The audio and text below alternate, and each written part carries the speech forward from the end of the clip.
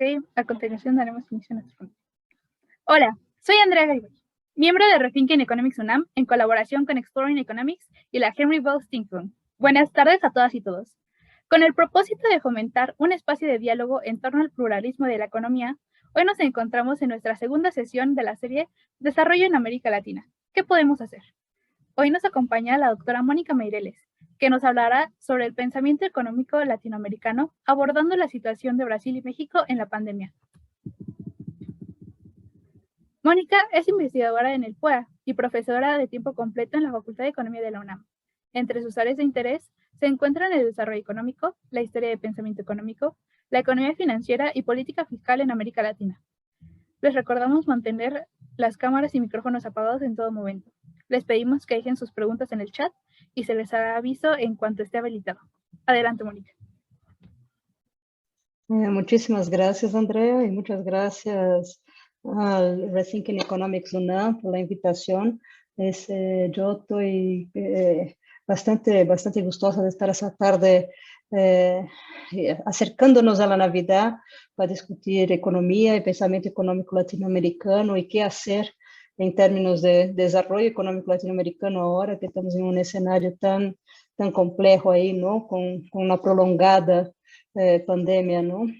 Entonces, la verdad que me da mucho gusto estar con ustedes por conocer parte del equipo de Rethinking Economics y las chicas, ¿no? Entonces, yo creo que justamente precisar el pluralismo de las ideas económicas, sin duda, el protagonismo ahí de la visión, del horizonte, del análisis de un economista es fundamental, ¿no? Nosotras que estuvimos exiliadas por tanto tiempo, de poder dar nuestra lectura y nuestra opinión con rarísimas excepciones ahí a lo largo de la historia del pensamiento económico, ¿no? Entonces, yo creo que justamente cuando uno piensa en pluralismo de las ideas económicas, y sobre todo en el campo heterodoxo de la economía, donde la preocupación central es justamente dar una explicación racional para los fenómenos de la economía del mundo real, contar con lugares de visión y de interpretación más amplio y distinto posible, incorporar múltiples visiones, es fundamental para justamente poner en el horizonte de visibilidad cuáles son los fenómenos económicos relevantes, ¿no? Y así seguir enriqueciendo nuestra ciencia.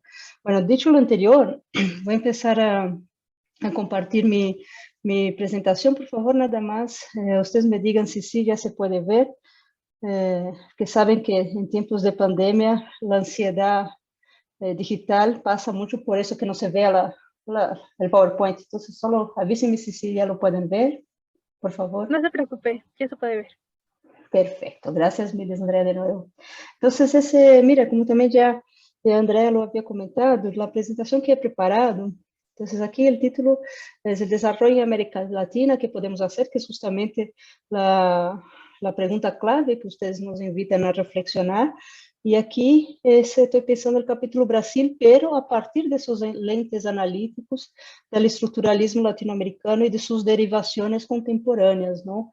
Entonces, ese fue un poco, la presentación está básicamente dividida en dos grandes partes, una que es una reflexión un poco más teórica, una segunda parte que ahí sí es discutir lo que anda pasando con la economía brasileña, que es la principal economía de la región, ¿no? La principal economía latinoamericana. Entonces, ese Brasil, México, Argentina, siempre están ahí en las tres principales economías, pero Brasil hace rato que ya es la principal economía, entonces podemos dar pie a entender gran parte de las tendencias regionales con el análisis de casos de Brasil y México, ¿no? Entonces, bueno, como les decía, una primera parte que va a ser un poquitín de repaso teórico, donde voy a hablar del pensamiento económico latinoamericano y un poco sobre el estructuralismo, la producción intelectual de la CEPAL originaria ya en los años 50, 60 y 70, y cómo esas ideas rebotaron y tuvieron eco en lo que fue el bosquejo de recuperación del desarrollo con los gobiernos del PT en Brasil, ¿no? Entonces, como se empezó a intentar de alguna forma retomar la noción de desarrollo y hacer política industrial y retomar esa trayectoria en el gobierno de Lula y Dilma, em um debate muito de allá, pero que tem também, assim, como les decía, ecos aqui em México, em Argentina, que é sobre o neodesarrollismo, social desarrollismo, não? Então, foi uma experiência histórica corta, pero importante, porque generou de novo a abertura de uma série de discussões sobre como repensar e retomar um sendero de desenvolvimento tras a crise da eterna, tras a abertura econômica, comercial e financeira de los 90, não? Então, como rearticular essa noção e essa ideia tão importante para o desenvolvimento econômico social latino-americano, a discussão em si mesma de desenvolvimento, ¿no? Luego, é uma segunda parte que é uma história um pouco mais detalhada dessa história recente de Brasil, ¿no? Donde justamente se ensaiou esse parênteses do social desarrollismo, pero com críticas, com problemas estruturais todavia que não haviam sido solucionados, nem lo foram solucionados, ¿no? No período 2003-2016, a recessão e o golpe de Estado de 2016 com Michel Temer, o giro liberal e agora essa última etapa nefasta da economia brasileira e a sociedade brasileira como todo, não, que o país está vindo abaixo em tantos sentidos, não, com Bolsonaro e a pandemia. E finalmente, a modo de conclusão, retomar algumas dessas ideias. Então, bueno, como eu estava dizendo antes, o estruturalismo latino-americano, que é a produção intelectual da CEPAL, da Comissão Econômica para a América Latina e o Caribe, allá atrás, em los anos 50, com o texto fundacional de Prebisch, ¿no? O Manifesto Latino-Americano de 49, de América Latina e alguns de seus principais problemas, dá uma racionalidade econômica a um processo histórico que já vinha em marcha. Então, a industrialização periférica já era um hecho, uma série de governos, Brasil, Argentina, México, já estavam em plena industrialização, com o Estado capitaneando esse processo, pero a teoria econômica convencional, todavia, veia esse esforço industrializador da periferia como uma mala assinação de recursos produtivos, não? Todavia estávamos muito dominados intelectualmente por a ideia de ventajas comparativas ricardianas, em el que as economias deveriam de especializar-se em produzir e exportar aqueles bens em que elas encontravam vantagens comparativas em sua produção. Então, que a periferia hiciera um esforço por industrializar-se, carecia de racionalidade econômica. Então, o estruturalismo latino-americano o que vem a plantear, e com uma série, justamente a partir desse método indutivo de mirar as estadísticas, mirar a economia real, e a partir dessa capacidade de observação, sacar abstrações explicativas desses processos. Então, Prebisch agarra nos 70 anos de uma série de tempo do comportamento dos termos de intercâmbio para a periferia e vê que há uma tendência do deterioro dos termos de intercâmbio, que é ao revés do que estava sendo predicado por a teoria ricardiana do comércio internacional, e esse dá um pontapé inicial para que justamente nós viéramos a industrialização de maneira menos demonizada. Então, essa é parte da herência intelectual que esses autores, esses economistas nos deixam a nós outros, não? Mas não só isso. Então, temos quais são as características essenciais dessa forma de pensar a economia latino-americana, o enfoque histórico-estrutural, que é justamente como les havia dito, não, mapa histórico de largo aliento das estruturas econômicas, sociais e políticas, junto com essa noção de que o mercado mundial é assimétrico, então esse centro e periferia sempre são os polos dessa simetria fundante. Um segundo aspecto é a ideia de heterogeneidade estrutural, então há uma espécie de miniaturização dessa simetria de poder centro e periferia, mas também no interior dos países, não? Então temos, isso é muito característico de nossos países, não? De ter uma metrópole interna, mega cidades e outros bolsões de miséria e pobreza, não? Então, essa heterogeneidade estrutural, e também pensado em termos de produtividade, não? Então, Aníbal Pinto, quem trabalha mais essa noção de que há brincos de produtividade quando estamos pensando em estratos distintos de tamanhos de unidade produtiva, não? Então, uma unidade produtiva de capital nacional pequena e uma empresa transnacional de alta produtividade de capital estrangeiro, convivendo, a vezes, mesmo em uma mesma cadeia produtiva. Además, outra ideia força dessa tradição de pensamento é pensar que o Estado tem um rol fundamental em guiar a superação do subdesenvolvimento, não? Há uma polêmica atual sobre, porque esse é o estruturalismo aí atrás, nos anos 50, 60, 70, não? O neoestruturalismo, que é a produção intelectual da CEPAL a partir da crise da deuda, a partir de 82, 83, se os analistas estão mais vinculados à CEPAL mesmo, como Biochovsky, entre outros, vão defender a ideia de que há uma continuidade com cambios, não? Então, que o método siga o mesmo, o enfoque histórico-estrutural siga o mesmo, lo único é que os autores neoestruturalistas estão fazendo uma atualização temática, não? Porque o mundo não é o mesmo em 2000 que foi em 1950, não? Então, há outros temas em la mesa para pensar o desenvolvimento e essa atualização temática habría sido o único cambio que de la CEPAL de ayer e de hoje observamos. Há polêmica sobre isso, não? Aqui vou saltar esse que é justo o quadro de Biochovsky. Esse é pensando estruturalista com mais ênfase em estruturalista, que também é esse, não é Chile, mole, pozole, em los estruturalistas. Então, a aportação de cada um de eles é importante, mas também distinta, não? Então, aí a famosa célula roja, não? O grupo rojo aí adentro, que é formado por Celso Furtado, um economista brasileiro, e Juan Oyola Vázquez, um economista mexicano, que são gentes que têm assim o coração mais à la izquierda, não? Para decirlo de maneira breve e rápida. Então, pensando em estruturalismo de Furtado, lo que lo diferencia de los demás, e aí também, de acordo a Biochovsky, também de acordo a Mallorquín, é justamente o estruturalista que pensa essas tendências de largo prazo e a reconstrução histórica com um análise importante keynesiano marxista incluso, marxista em termos de quando está mirando classes sociais, não, o excedente e a participação em el excedente e a apropriação do excedente por classes sociais em larga duração histórica em suas análises. E, enfim, não, então, só para que veamos o galã, esse é nosso galã que cumpriu 100 anos de seu natalício no ano passado, Celso Furtado, e que tem todo isso a ver com o desenvolvimento hoje, o desenvolvimento latino-americano hoje, não?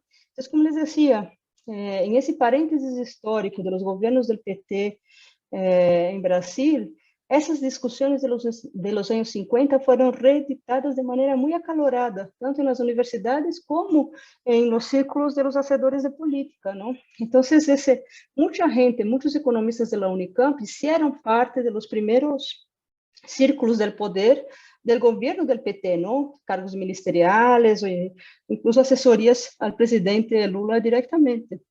E aí se discutiu muito se o que estávamos tratando de impulsar era um modelo neodesenvolvista ou um modelo social desenvolvista, não? E ambos economistas, aí les pongo um pouco os nomes de quem está com cada um das tendências, não? Bresser Pereira, Paulo Gala, João Sixur, José Luiz Oreiro, como vertentes mais neodesenvolvistas, versus Pedro Paulo Zalubastos, o próprio Ricardo Biochovsky, Maria de Lourdes Moya, uma profa de la UNB, da Universidade de Brasília, que são mais social-desenvolvistas. E ambos os grupos, aí, A e B, se reivindicam a si mesmos como herdeiros do estruturalismo latino-americano em termos de pensar como é possível construir um sendero de desenvolvimento em el que a retomada da industrialização tenha um rol fundamental aí, não?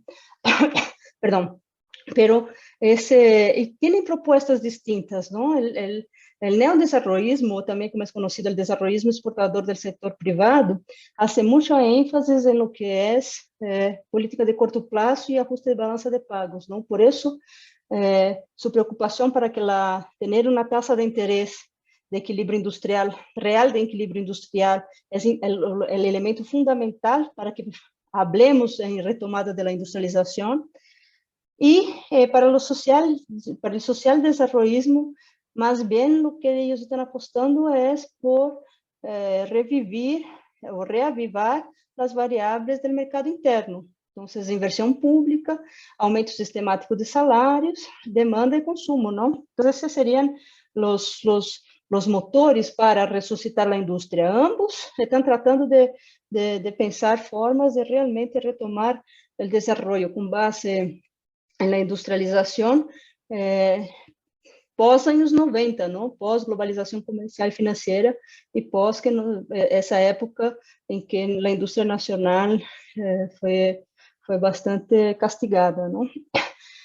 Aqui, esse é um quadro que tomei de Bárbara Fritz, em que ela faz justamente essa comparação entre as três tradições, não? O estruturalismo latino-americano, que é essa espécie de matriz de los debates más contemporáneos sobre el desarrollo en el pensamiento latinoamericano, y aquí nada más estoy poniendo esas dos vertientes, el neodesarrollismo y el socialdesarrollismo, en términos de metas, objetivos y herramientas, ¿no? Entonces, un poco lo que ya les había dicho anteriormente, con destaque ahí con las diferencias en rojito ahí, ¿no? Entre el socialdesarrollismo y el neodesarrollismo. Ahora bien, pensando um pouco, já entrando na segunda parte da minha ponência, como na história recente do Brasil, esses debates tiveram um terreno fértil para seguir prosperando, não? Então, podemos, com o PT, em termos de política econômica, podemos ver esse período Lula-Dilma, que é um período bastante curto em tempo cronológico, mas muito vertical e intenso em termos de debate e perspectiva de projeto nacional e de retomada do desenvolvimento. Podemos ver aí, desse período, que é bastante curto, aí, não? De 2013 a 2016, 4 subperíodos, não? Um primeiro subperíodo é uma espécie de continuidade parcial, en que el primer mandato del gobierno Lula mantiene el arreglo macroeconómico de los gobiernos anteriores, ¿no? Llamados neoliberales, y yo sé que en México ahora la carga de la palabra neoliberal está toda enloquecida, ¿no? Entonces, pero lo que antes se llamaba neoliberal, entonces se mantiene, hay cierta manutención y continuidad del trípode macroeconómico, régimen de metas de inflación, libre flotación de tipo de cambio y superávit fiscal. Entonces, justamente esa fue cierta concesión que el gobierno del PT hizo en nombre de la gobernabilidad, 4.000 comillas ahí. Un segundo momento en el que ya en el primer mandato de Dilma pudimos avanzar, el gobierno pudo avanzar en ese bosquejo más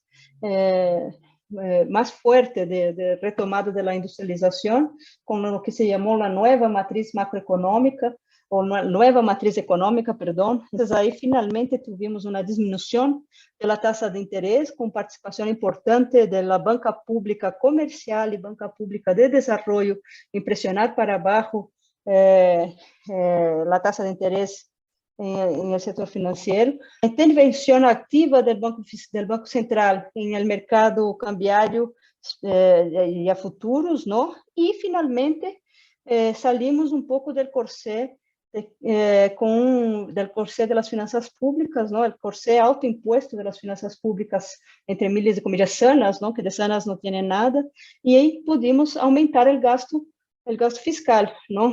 Entonces, ese era el paquete, una serie de medidas de política económica por trás de esa construcción de la nueva matriz macroeconómica. Un tercer momento, y es un momento complejo para quien no acompaña muy de cerca la vida política brasileña, por salud mental o por otros intereses, ¿no? Porque acompañar de cerca la vida política brasileña ahora es bastante enloquecedor. Tuvimos un período en el gobierno mismo de Dilma, que cuando ella gana las segundas elecciones, empieza su segundo mandato, las elecciones de 2014, y arranca con el primer año de mandato en 2015, ella monta un gabinete medio raro, ¿no? Entonces ahí está un personaje que se llama Joaquim Levy, quien es un Chicago doctor, literalmente, ¿no? Se ha postdoctorado ahí por la Universidad de Chicago en esa línea. y lo pone en Hacienda, ¿no? Entonces parece que hubo un frenazo de pronto en lo que estaba siendo ensayado en términos de políticas para el desarrollo, justamente porque el resultado electoral fue muy apretado, ¿no? Entonces fueron 3.5 puntos percentuales de diferencia entre ella y su contrincante, ¿no? Entonces ahí tuvimos un freno en seco un poco de lo que se estaba ensayando, y ahí ya empezó, a partir de entonces ya empezó la desesperación total. Entonces es cuando realmente pensar el desarrollo brasileño está intrínseca la dimensión política, ¿no? Entonces el descalabro político se empieza a instaurar a partir de ahí. Entonces, a partir de las jornadas de junio de 2013, que fueron unas marchas que empezaron por un motivo y terminaron en algo completamente distinto, ¿no? Empezaron como una protesta muy localizada em São Paulo por el aumento del precio del transporte público, que era un tema municipal estatal, no del gobierno del estado local, y no del gobierno federal, que no tenía nada que ver con la Dilma, y de pronto eso fue tomando un volumen y multitudinario, muy alimentado y maniobrado por una prensa golpista, ¿no? Que alimentó ese clima de anti-PT, anti-Lula, y ese y esa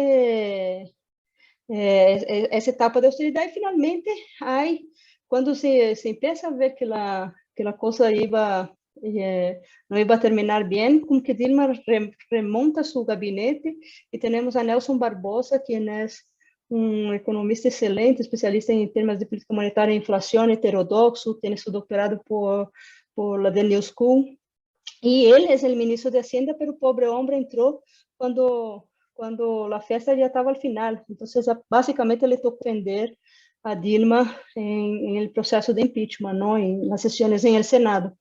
Entonces, ese fue un poco el balance de la historia, perdón, de esa historia reciente brasileña. Todavía hay gente que defiende la idea de que fue un proceso constitucional, el impeachment, y cada vez más y más documentos muestran que eso es ficticio, es una falacia, que lo que sí tuvimos fue un golpe, un golpe de Estado, eh, eh, no militar, sino que jurídico político, aí, ¿no? Jurídico parlamentario, que fue el Parlamento, que también se articuló con el Poder Judicial para desestabilizar el Ejecutivo, y hasta que llega Michel Temer, ¿no? Entonces Michel Temer era el vicepresidente de Dilma, y una alianza toda estapafúrdia, ¿no? Que el PT vino haciendo para justamente en pro de la gobernabilidad, con partidos bastante raros y personajes bastante cuestionables, para poder tener mayoría en el Congreso y así seguir gobernando.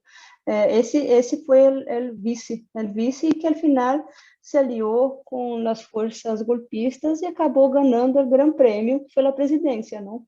Entonces, sin, sin, sin tener sin pasar por el crivo del proceso electoral, esa gente toda impulsó un programa de gobierno que no fue referendado por elecciones, ¿no? Entonces, es llamado Puente para el Futuro. En aquel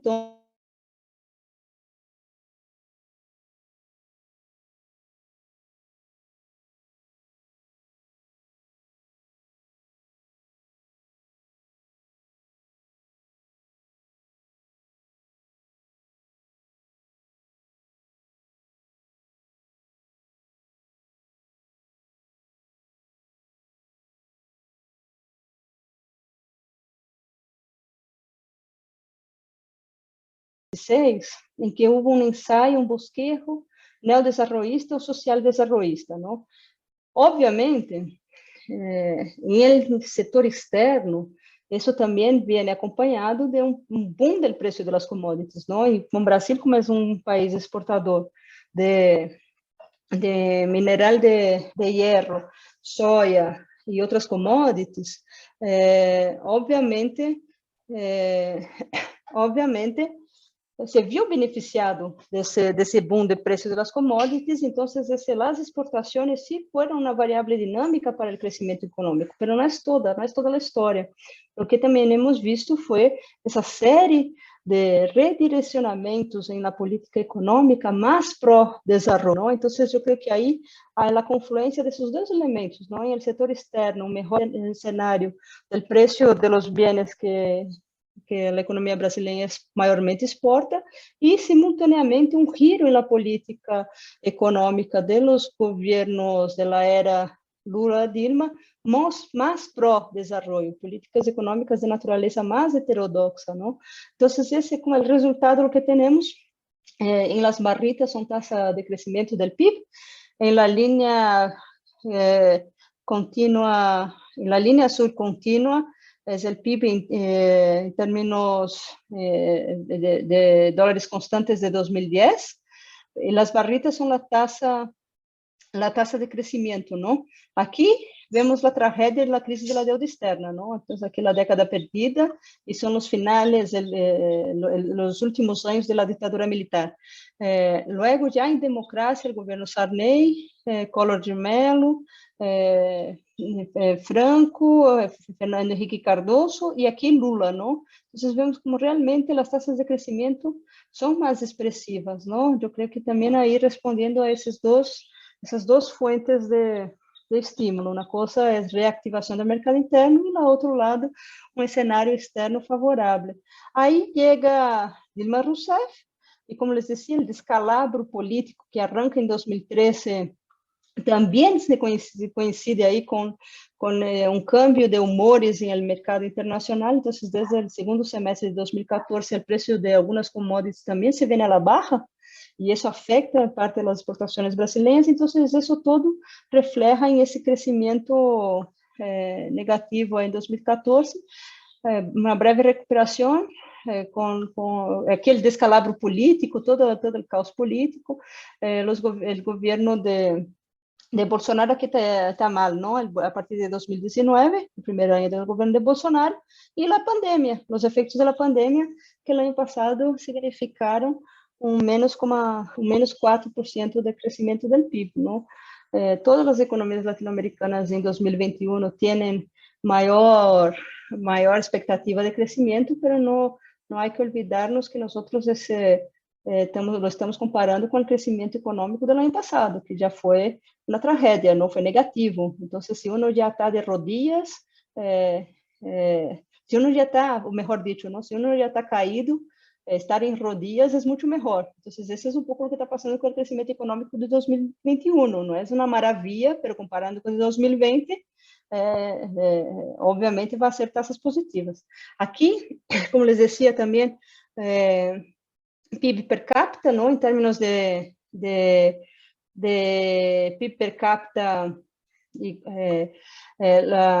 o promédio latino-americano e o de Brasil e México, não? Justamente estamos pensando dos modelos distintos, não? E México seguiu sendo aí muito bom aluno de políticas neoliberales, ¿no? De nuevo, insisto, es que ahora cambiaron toda la carga de lo que significa de ser neoliberal, ¿no? Pero de políticas aperturistas, de libre mercado de los años 90, México, que siguió con ese modelo hasta el primer año de gobierno de AMLO, el resultado en términos de PIB per cápita, ¿no? Entonces, ese modelo secundario exportador, muy anclado en la maquila, petróleo y remessas de divisas, não? E recebimento de divisas dos mexicanos em Estados Unidos. Esse modelo, em termos de PIB per capita, não ha sido tão interessante, para dizer suavemente, como esse bosquejo neodesenvolvista em Brasil, não? Então, Brasil, sim, cresce, sua taxa de crescimento de PIB per capita é mais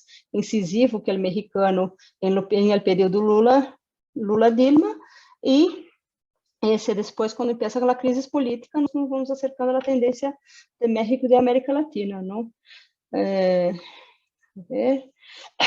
Agora bem, não? Sí tenho as duas. Essa é a mesma, não?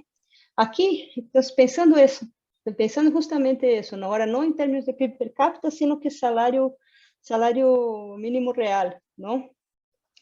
de nuevo, insisto, aquí, período 2003-2016, la línea azul es Brasil, en ese ensayo neodesarrollista en México, en el acordeón neoliberal, ¿no? Entonces, lo que pasa con la participación de los salarios. Entonces, ese realmente, insisto ahí de nuevo, ¿no? Esa confluencia entre setor externo e políticas, redirecionamento das políticas do mercado interno, han dado resultados interessantes para o Brasil em termos de aumento de salários, por exemplo, não, de salário mínimo real. Taxa de desemprego, também comparando as duas economias, as duas principais economias da América Latina. Então, aqui, de 2003 a 2016, a economia brasileira vino sistematicamente disminuyendo a taxa de desemprego. Aí, com toda a cocina del golpe e essa inestabilidade, a taxa de desemprego dispara, não? Então, esses aqui um pouco parte de la que vou passar mais rápido que meu tempo já está acabando.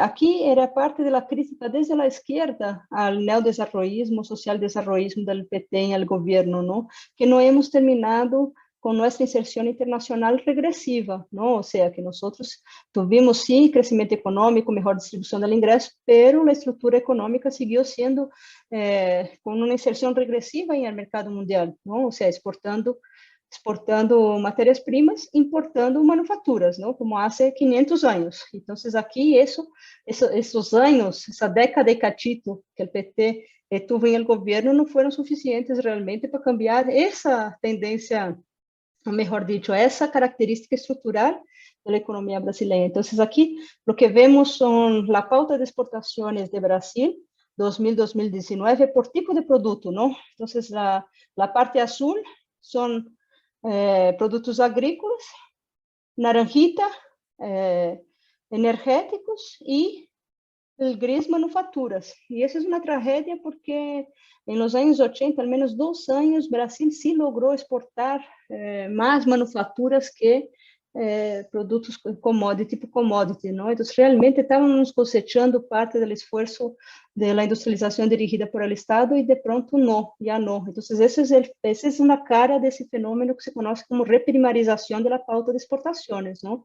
E a pauta de importações é o revés dessa história, é a outra cara da moneda dessa história. As importações são maiormente de manufaturas, da parte gris, e esse é o padrão de inserção no mercado mundial que nós temos, não?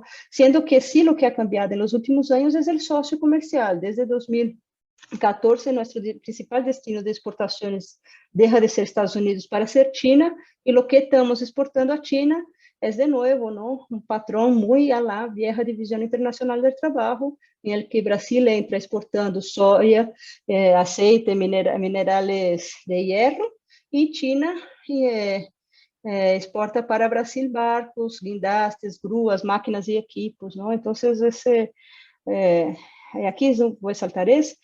Bueno, e de novo, já para ir cerrando, aqui vemos o que significou em termos de distribuição do ingresso esse ensaio neodesarrollista com os governos do PT. Salimos de Gini.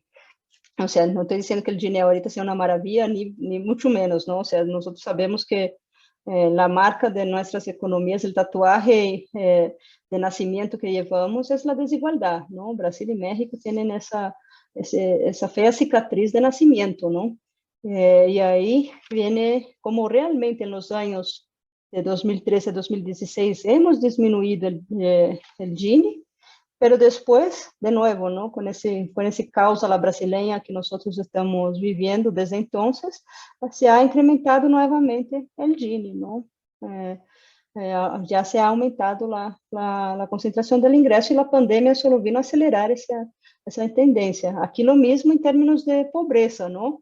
Então, hemos diminuído de maneira bastante incisiva a pobreza em esses anos, e agora esse combate à pobreza se ha estancado e a pandemia se ha agudizado, não? O Brasil havia salido do mapa del hambre e regressamos ao mapa del hambre, não? Então, esse Teresa Campelo, quem foi ministra del Desarrollo Social del gobierno Lula y también de Dilma, pasó por ahí en 3 mandatos presidenciales, ella fue la ministra. Ella ha escrito mucho de esa perversidad del retroceso en términos de los indicadores sociales que Brasil ha estado teniendo desde Temer, agravado por el genocida y loco de Bolsonaro y ahora en la pandemia, ¿no? Ahora bien, entonces eso, ha llegado el virus. Aquí já está desatualizado, não?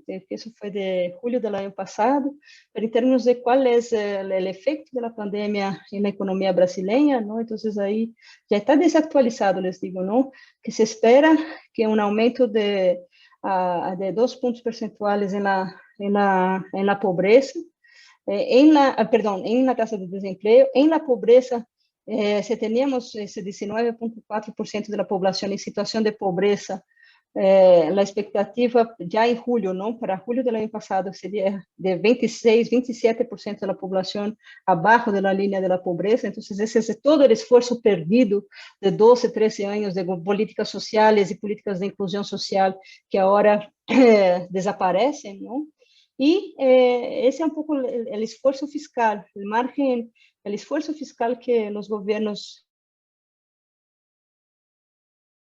selecionados han hecho para hacer frente ou mitigar os efeitos econômicos negativos da pandemia, ¿no? Entonces, lo que el gobierno brasileño ya, y con Bolsonaro, y no por la buena voluntad de Bolsonaro, sino que por la presión de la Cámara de Diputados, fue dar un auxilio emergencial, que luego él cortó por la mitad, e isso representou 4,6% do PIB, só de esforços fiscais contra a pandemia, e já é sabido, vocês sabem melhor que eu, como o governo mexicano foi muito tímido em termos de fazer frente e armar uma política fiscal agressiva para mitigar os efeitos econômicos negativos da pandemia. Aqui, já vou saltar isso só para centrar-me em Brasil. O dia de hoje, muertes por el COVID, mejor dicho, el día de ayer, ¿no? 618,000 brasileños han perdido la vida del COVID.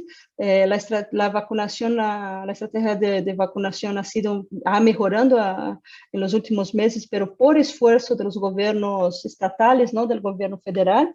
Y eso solo nos lleva a pensar de nuevo, ¿no? O sea, tenemos temas todavía en abiertos, ¿no? Los gobiernos progresistas del Cono Sur pudieron dar margem em que nós regressáramos a falar em políticas de desenvolvimento e ojalá agora as eleições recentes de Xiomara em Honduras e de Gabriel Boric em Chile nos permitam de novo pensar estratégias de desenvolvimento para a região e falar em el debate público sobre essas estratégias de desenvolvimento e pelo que também a pandemia pone revela é que em el caso brasileiro as coisas se complicaram muitíssimo, não? Então, nós agora estamos muito ansiosos por as eleições presidenciais do próximo ano, se não vão fazer nenhuma maniobra de bastidores, como fizeram em las eleições anteriores, não? Que sacaram a Lula, não deixaram que Lula fosse candidato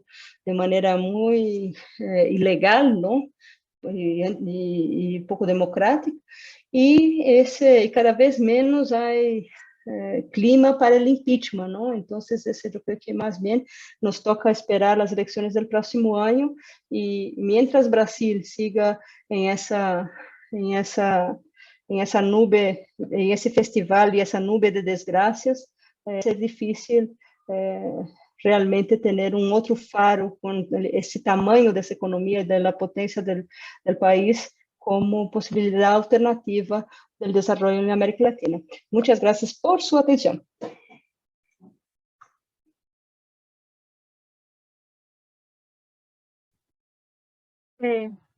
Agradecemos su participación, Mónica. Ahora, a continuación, pasaremos a la ronda de preguntas.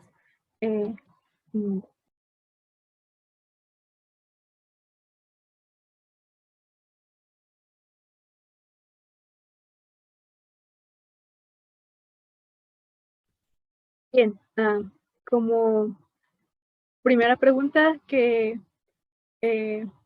vino surgiendo a lo largo de su ponencia sería, ¿cuáles fueron los estragos de la la privatización del sector salud ante la crisis ocasionada por COVID-19.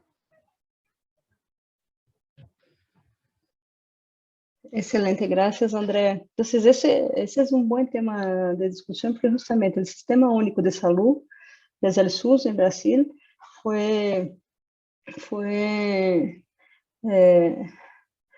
o sea, sí fue castigado en los años neoliberales, pero no fue asesinado, ¿no? Entonces, ese sí se mantuvo. Entonces, es justamente contar con la red del SUS posibilitó que en algunos estados fuera más acelerada la estrategia de vacunación y de atendimiento de algunos sectores, pero aún así estamos en una tragedia, ¿no? O sea, por donde se vea, hubo pérdidas innecesarias de vidas de brasileños por, por pura ineficácia del manejo público de la crisis sanitaria, ¿no? Entonces, de un lado, sí tuvimos el SUS, que cumpliendo su rol histórico y sus funcionarios, servidores, trabajadores, logrando sacar agua de piedra aí para que a tragédia não fuera aún maior. E do outro lado, esse completo como se diz, ineficácia do manejo da crise por parte dos governantes, não? É muito suave. Decir ineficácia é pouco, é responsabilidade e genocídio, não? Uma estratégia, um presidente negacionista que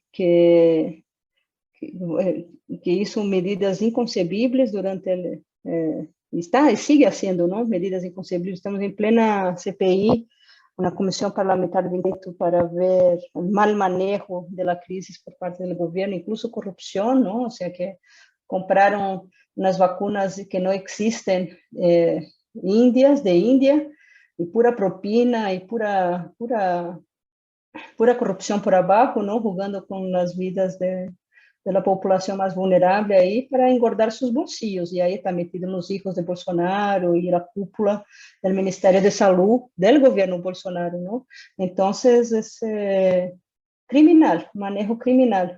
Então, de um lado temos o SUS e o Sistema Público de Saúde com servidores públicos concursados, não? Que também há uma cruzada em contra o funcionalismo público com esse discurso pseudo-liberal, pero foi um funcionário público de carreira quem pudo denunciar toda essa trança que estava nascendo com as compras de vacuna e que retrasou tremendamente a estratégia de vacunação nacional. Não, um escândalo e a ver que sale daí. Muchas gracias. Pasaremos a darle la palabra a Saraí Cruz. Adelante y también si gustan preguntar algo a micrófono abierto al Senado. Hola, muchas gracias a la doctora Mónica por la ponencia. Y pues la pregunta que tengo es directamente, ¿qué influencia qué influencia tendría el papel del crédito respecto a las políticas de desarrollo que se requieren para enfrentar pues los estragos que ya venimos arrastrando en las políticas neoliberales, como lo vimos en la presentación, pero también para hacerle frente a esta cuestión de la pandemia? Gracias. Muchas gracias, Saraí. ¿Puedo contestar, Andrea? Adelante. Sí. Gracias. Bueno, gracias, Saraí, qué gusto escucharte. Justo con Karen, antes de empezar, estábamos diciendo que hacía un montón que no te veíamos y nada, ¿no? Que se extraña una buena plática con ustedes, chicas. Y en la cuestión del crédito, yo creo que sobre todo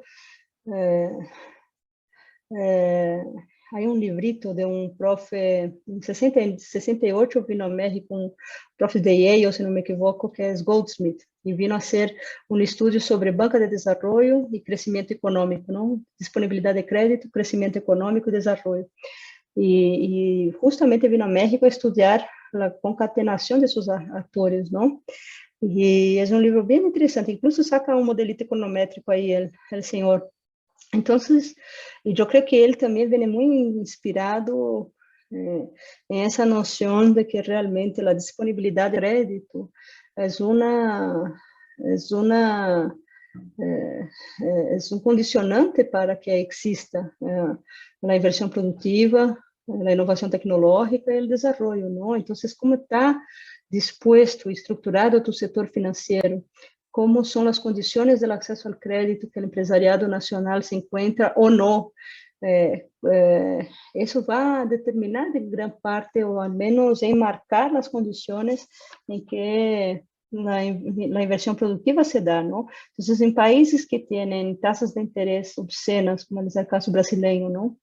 Que los títulos de la deuda pública pagan unas tasas de interés anual altísimas, obviamente que uno piensa 3, 4 veces antes de dar calce a un proyecto de inversión productiva o comprar títulos del gobierno, sentar sobre su sillón y ver Netflix y que un año pase y morder una super rentabilidad, ¿no? Entonces, la tasa de interés sí es un indicador como están las condiciones del crédito y que, enfim, como essas empresas se estão financiando, não? Entonces, uno agarra, el caso mexicano, ¿no? Uno agarra essa encuesta de la ENIFI, ¿no? De cómo se financian pequeñas y micro y medianas empresas en México. No es sector bancario, es con proveedores, ¿no? Entonces, una red de cartas de crédito entre proveedores es la forma favorita de financiarse de aquellas que se financian, ¿no? Todo las demás es las pequeñas y medianas empresas siquiera usan ese recurso, ¿no? Entonces, están muy limitadas por su poder de acción de lo que es capital propio. Entonces,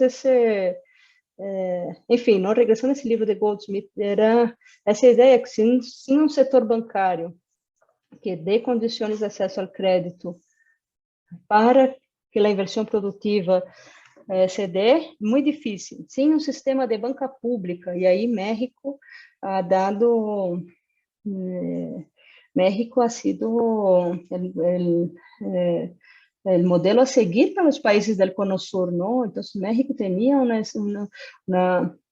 una capilaridad de la banca pública de desarrollo fantástica, ¿no? Entonces, Banobras, Banjército, y justamente financiando sectores productivos que estaban un poco descubiertos ahí, Banco Cooperativo, una serie de bancos que después ahí algunos quedaron y fueron castigados, ¿no? Vaciados de recursos, outros foram privatizados e desnacionalizados, ¿no? En los años 90.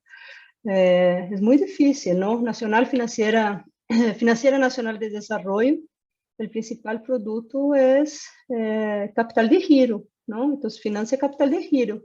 Es gran parte de su cartera. Entonces, financiar capital de giro no tiene mucho que ver con estrategia de desarrollo de mediano o largo plazo, ¿no? O sea, no es exactamente lo que el crédito de una banca de desarrollo debería de hacer. El crédito de una banca pública de desarrollo debería financiar máquinas y equipos diferidos en años, ¿no? Para que justamente estuviéramos hablando de desarrollo, no hablando de pagar salarios de un mes, ¿no? Entonces, yo creo que esa discusión de crédito público, crédito subsidiado, eu creio que poderia voltar com mais força, não? E aí sim, eu sei que em México agora está uma polêmica bem grande com respeito ao Banco de Bienestar. Pero, enfim, essa é outra discussão. Não me perguntaram, então eu não queimo minha língua para falar disso. Muchas gracias. Está bien. No, gracias a continuación, leeré algunas preguntas que nos hicieron en el chat, pero bueno, leo una y usted responde. Bueno, la primera pregunta es de Ana Rosas y nos menciona que sobre la relación de la política con el desarrollo, ¿hay forma de garantizar políticas de bienestar transeccionales? Bueno, la siguiente sería, ¿cree que los paquetes de emergencia en Brasil tuvieron un impacto relevante en su recuperación económica a diferencia de México? Y la tercera pregunta sería, ¿creen que pueda existir una reconversión en la composición de las exportaciones de Brasil a China? ¿O quizá ese lugar podría ser tomado por México?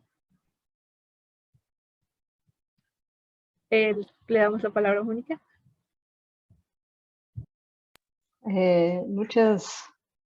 Muchas gracias, Ana y Karen, por las preguntas con relación a lo que nos dice Ana, que es justamente esa percepción de que hay un desencuentro, ¿no?, entre ciclo político y las necesidades de discutir desarrollo, ¿no? Entonces, el ciclo político tiene cierta periodicidad y cuando uno habla de desarrollo económico está implícito que necesitamos más tiempo, ¿no? Es algo de mediano o largo plazo, no es en 6 años en caso de México, 4 años en el caso de Brasil, que es el ciclo político, que se va a resolver, se va a arreglar algo, ¿no? Pero se puede plantar buenas semillas. Esa también es parte de la discusión. Y la cosa, un poco lo que los neodesarrollistas dicen mucho, es la necesidad de reconstrucción de cierta alianza de clases, ¿no?, de cierto denominador común entre clases que están en el espectro distante, en el panorama político, pero no son no reconciliables, ¿no? O sea, que se puede construir cierto denominador común en democracia y así rehacer alianzas de clase que ya hemos tenido en el pasado y a partir de eso empujar una estrategia de desarrollo nacional de mediano y largo plazo, ¿no? Entonces, ese es un poco también la dimensión política del desarrollo económico que es necesario nuevamente discutir, ¿no? Con relación a las políticas económicas impulsadas por Brasil y México en la pandemia, ambas son catastróficas, ¿no? Estamos hablando aquí para nada de países que han hecho algo interesante, ¿no? O sea, estamos hablando de países, del mejor de los casos, ahí de Brasil, que gastou 4,6% del PIB, Inglaterra gastou 19,6% del PIB, ¿no? Entonces, la diferencia de realmente prover ingresos para el trabajador informal que tuvo que salir a la calle en la pandemia, prover una fuente de ingresos alternativas, eso Inglaterra hizo, Brasil y México no lo hicieron. Lo que Brasil hizo, a diferencia de México, fue dar ese auxilio emergencial, que era algo como $115 al mes, y 30 millones, perdón, 30 millones de compatriotas míos hicieron uso de ese beneficio, reclamaron con derecho ese beneficio, lo que dice de la precariedad de la situación que estábamos allá. Entonces, la cosa no se desplomó tanto, ¿no? Como en México, pero muy rápidamente el gobierno recortó por la mitad, el gobierno brasileño, ese auxilio emergencial.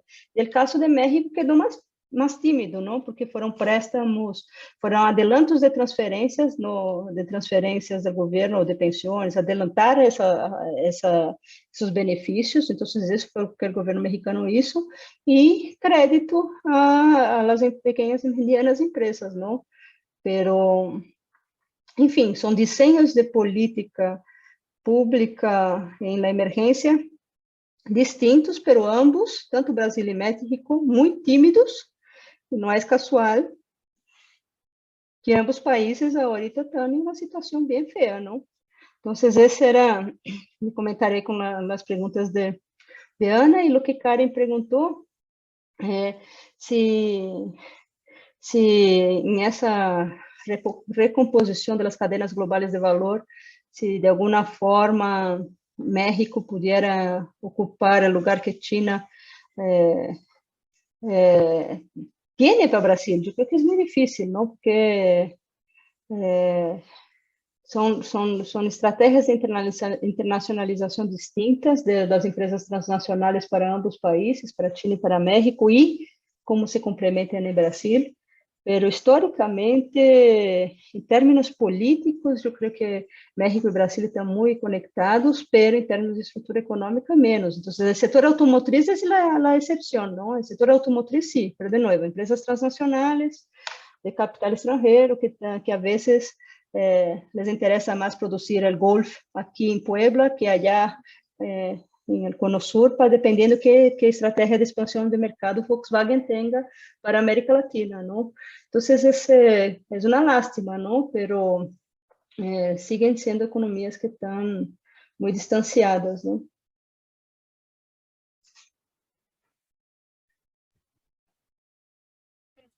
Perfecto, creo que con esto damos cierre a nuestra segunda sesión de nuestra serie Desarrollo en América Latina, ¿qué podemos hacer?